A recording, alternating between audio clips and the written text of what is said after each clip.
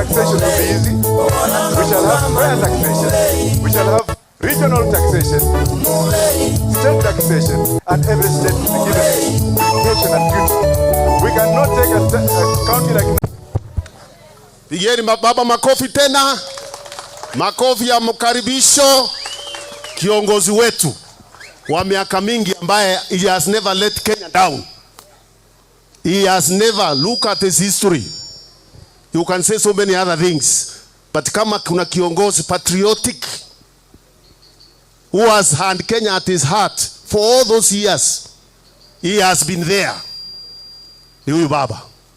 Hawa wengine waoshi. Taki kusema mengi mimi. Basi mpigieni makofi sasa tutungumzie. Asante. Haya. PNU hoye. PNU hoye. Anasema PNU. PNU. Kazi endelee. Kazi endelee. Asante sana. Kiongozi wa PNU na viongozi wengine wote ambao wamefika hapa siku ya leo. Viongozi wa PNU pande hii hamjambo. Hamjambo tena. We've come at the invitation of Mr. Munya kwa hii hafla ya leo ya PNU. And we are very happy to be here today. Because PNU is part of our history of multi-party democracy. And as you know, members or the founders of PNU were with us at the inception of multipartyism in this country. The fight for multipartyism in Kenya was a very, very hard and bloody one. And many Kenyans lost their lives in doing that struggle. So the day when ultimately Kanu went to Kasarani and the declaration was made to remove that section 2A, was a historic day for Kenyans. They said tutoe ile section 2A Bianyalo alisema tuwache hawa watu. And then we were Ford exploded. Kenyans were everywhere on the streets. So after that, parties came up. Since that time, it was first originally only Ford. Then came DP. Eventually Ford split into Ford Asili, Ford Kenya, and so on and so forth. But then we moved on. And we ensured when we were writing our new constitution to state in there that Kenya is a multi-party democracy. This was because of the period that Kenyans went through a very bloody dictatorship of single party. And we said never again will Kenyans agree to go back to that kind of situation. So I'm happy to be here when PNU is celebrating 15 years. It reminds me of my late friend, Emilio KIBAKI, a great Kenyan by all the standards. KIBAKI was a very simple person. You talk to KIBAKI and a man of very few words. He did not speak many things. And after you say something which he does not agree with, just say, huyo ni mjinga. Yamesema ni mpumbavu huyo tu. Wachana na yeye. So, past KIBAKI was in DP, when Ford, eventually Ford Kenya, and so on. But ultimately, we decided to come together. We decided to come together because of historical reasons. When Moi was trying to impose leadership in the country, we said no to Moi. And we met, and it took us a long time to come together. Ultimately, we agreed we were going to come together. But the problem was who was going to lead this coalition. Everybody wanted. We were 7 of us. We said ourselves we are going to Uhuru Park. And we want to go there and tell the Kenyans who is the leader. Oh, let's go there today and tell them we are going to come back in 2 weeks and tell them who is the candidate. I knew that that was not going to work. So when we went back, when we went to Uhuru Park, I had the last word.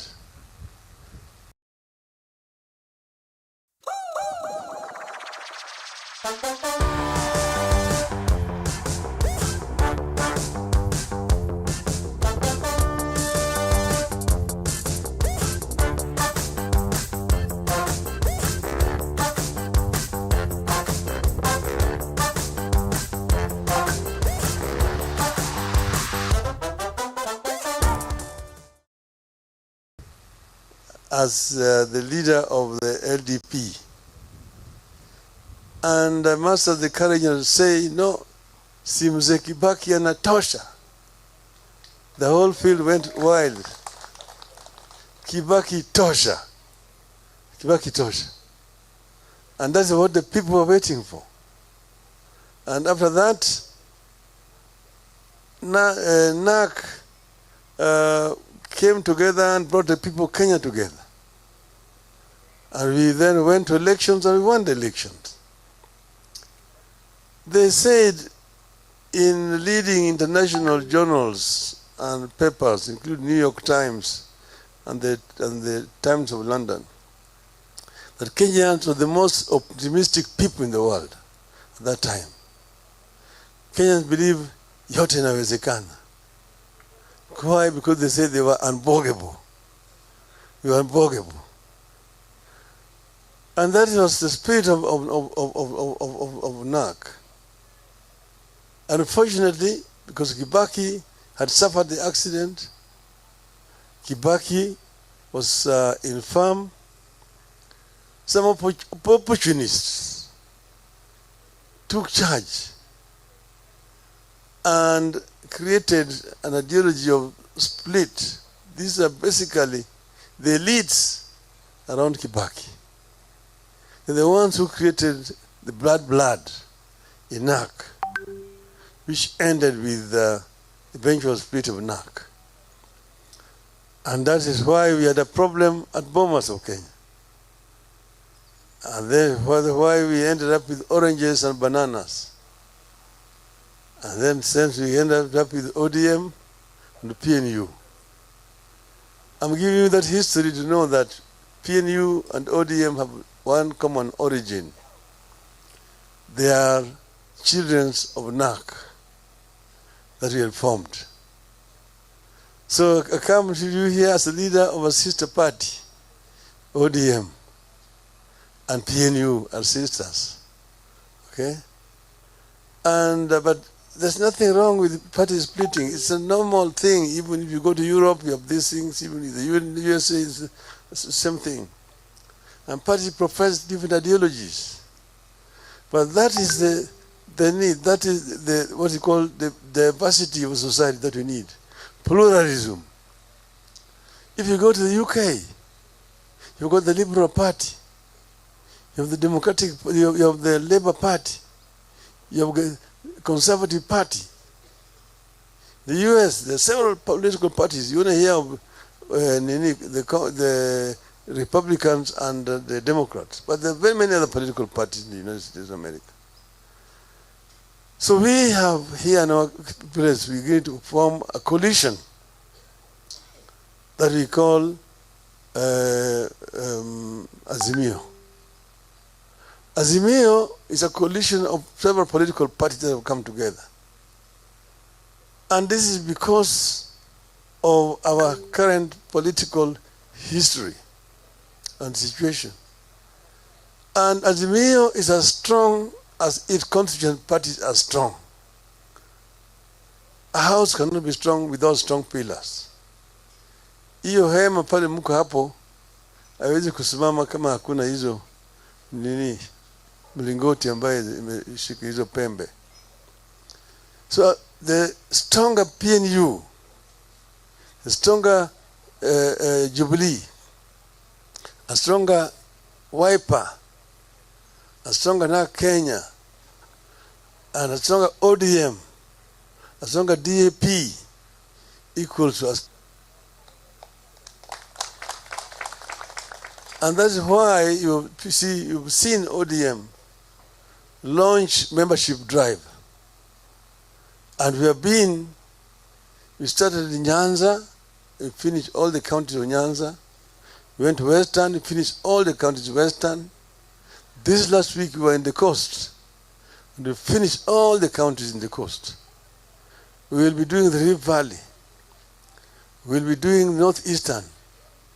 We will come to Eastern and the mountain region as ODM.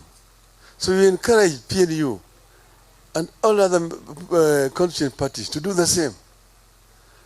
This way, as BMIO will become strong. If these constituent parties are strong, there are areas you call the strongholds of PNU. So when I go there, I don't talk about PNU. When I go there, I just encourage members there to be PNU. And I also say ODM is also available. Like this Saturday, I'm going to be in Meru. You're good with Monya. Yes, he's going to be there next week. When I go there, I'll send his greetings. He'll do the same wherever he is. Wherever I've been to, I've conveyed the greetings of all the leadership of Azimio. This is where we are. But currently, this regime is failing because of poor advice. Because of poor advice. And I want to give them a free advice. You know, when we came to government, we found a government that was bankrupt. New Telescopic Lift Mascara by L'Oreal Paris. You're worth it.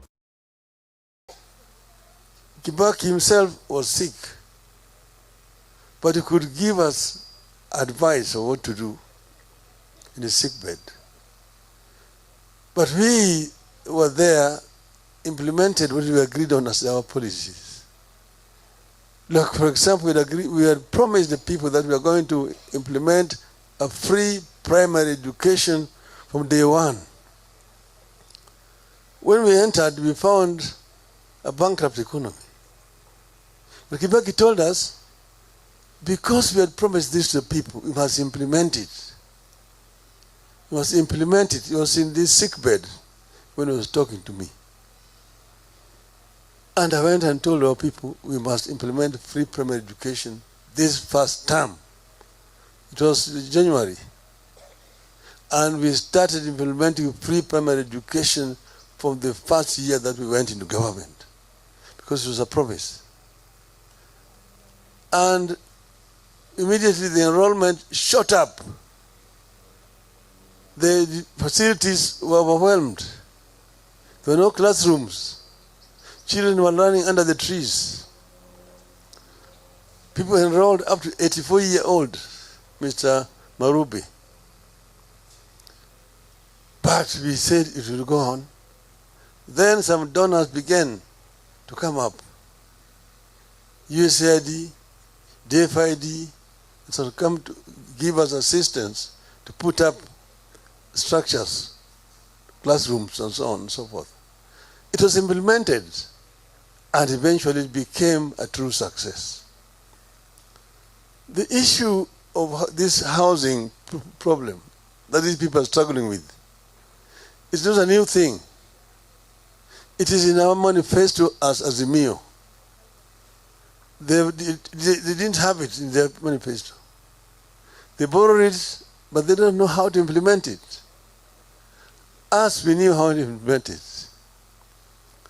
You see, when I was at the beginning, I was a minister for roads, public works, and housing.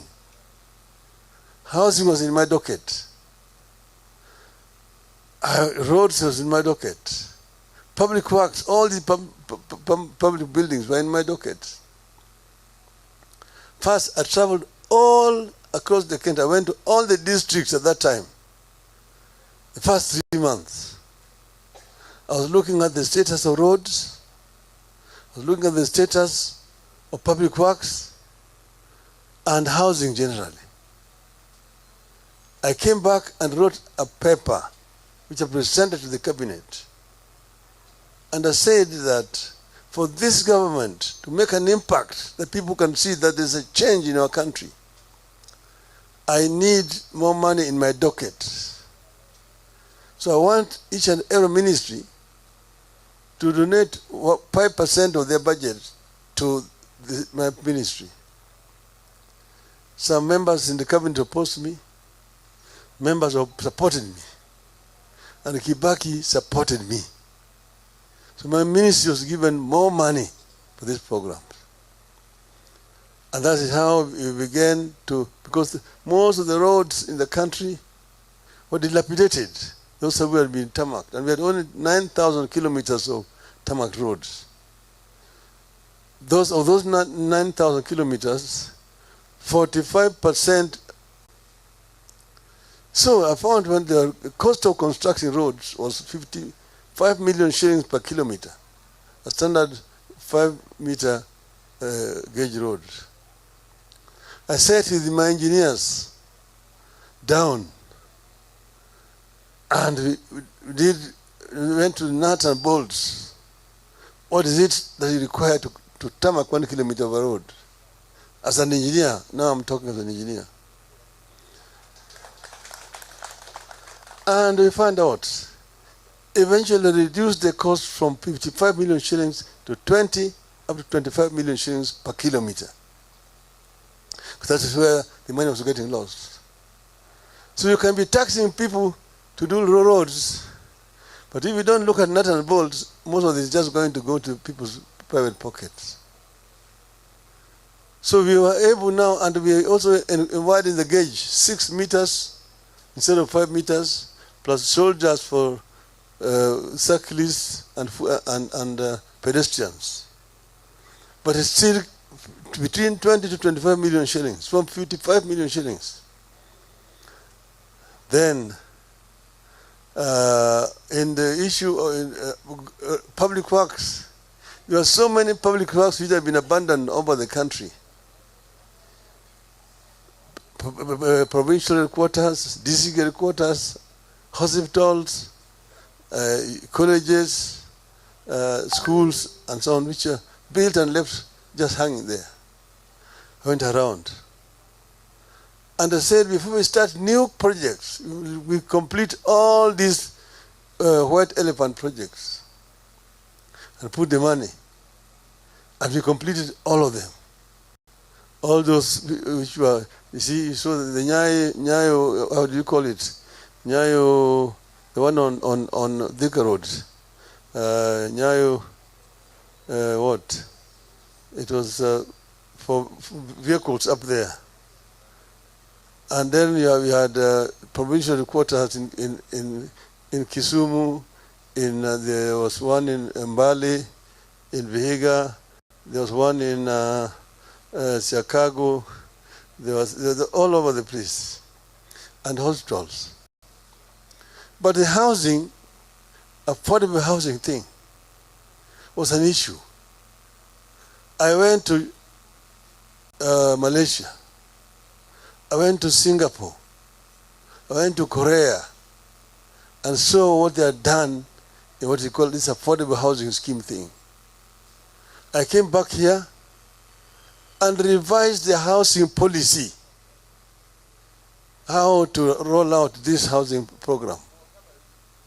And the day I presented it in Parliament, and it was approved in Parliament, because I found a very old housing policy which had been in place since 1966. The day it was approved, there was a cabinet reshuffle, and housing was removed from my docket. But I continue to push this affordable housing thing. The most successful example is found in South Korea. so done by General Park Chung-hee. And it is founded on basic fundamental human rights of the people. If you go there, we have put them in our constitution. It is also in the ODM manifesto. 1, the right to life. Every Kenyan has a right to life. Number 2, the right to food. Each and every Kenyan has a right to food. 3, right to shelter. Each and every Kenyan has a right to shelter. Nobody should sleep on the streets.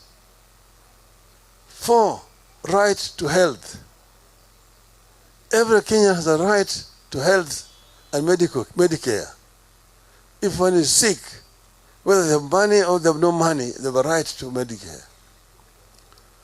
5, right to education. Every child born in our country has a right to education, even if the parents have no money. From primary, from nursery, primary, secondary, up to university. Then right to work and so on and so forth. But if you're doing this affordable housing thing, it must be affordable. We came up with slum upgrading in towns because we found that in Nairobi, 60% of the population here live in slums. And we started with Kibra, which was in my constituency, to do slum upgrading, that program. And how do you do it? Because it's not a standard thing as one size fits all.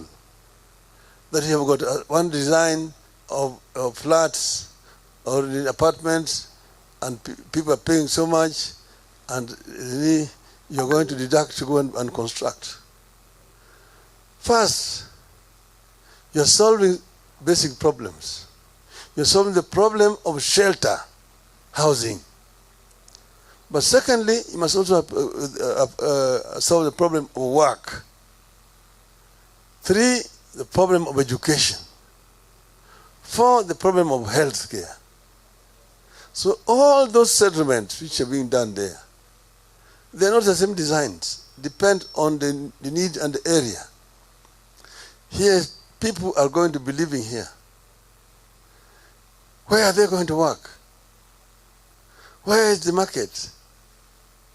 Where is the health center? Where is the school? So it becomes one community. One community. So these people have a place where they're going to work. Like in Kibera, the program we came up with, it has not been implemented. We're going to put up apartments. But we're also going to put up shops where people will work and create wealth. Then there's going to be a market where they will take their wares. There's going to be a health center. There's going to be a school for the children. That's what you call integrated development. And people apply, those who want houses. Some of them are made to pay a deposit. The government made provision in the budget for rolling out this program countrywide. So they are definitely beneficiaries who are going to benefit, who will not lack beneficiaries, who will come voluntarily to agree, 10% I will pay, 15% I will pay. But not that each and every person must pay, whether you're going to benefit from this program or not. You must pay. Even if you have a house already, you don't need a house. You must pay. Upende, usipende. Hiyo lugha ya upende usipende tulizika na katiba mkongwe. Hatutaki kusikia tena. Hatutaki tena kusikia mambo ya upende usipende. Hiyo ilienda na nyayo. Kwa hivyo sisi wa Kenya, kama mnataka tufanye hii maneno, watu waketi chini. Let us have a proper dialogue, a national dialogue of how this program is going to be rolled, so people own it properly. Let people understand what you want to do. Then it will be owned. When we were making transformation, with KIBAKI, we convened a conference at Bomas of Kenya. 1 week, it was called The Kenya We Want. The Kenya We Want. And people dialogued and agreed what needed to be done in our country.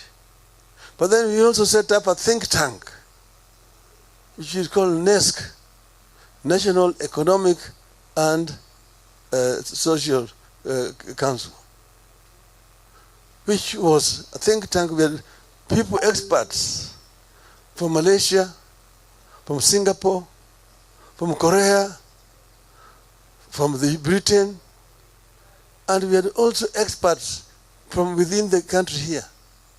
NESC was meeting once every 3 months to come up with ideas. It's through NESC that we came up with the Vision 2030. It's through NESC that we came up with the idea of SGR, LabSet, this Konza city, ICT city in Konza,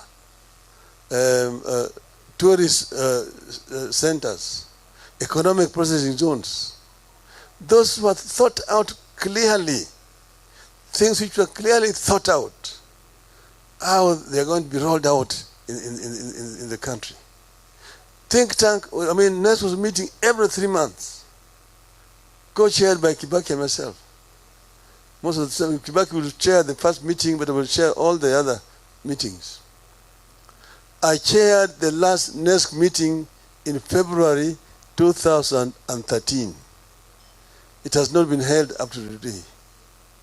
So this thing is running around without any think tank, no thinking, just tutafanya hii, tumeandika katika manifesto yetu, but nobody is thinking. This regime is moving like a blind person in the highway. It is very unfortunate indeed. Azimio.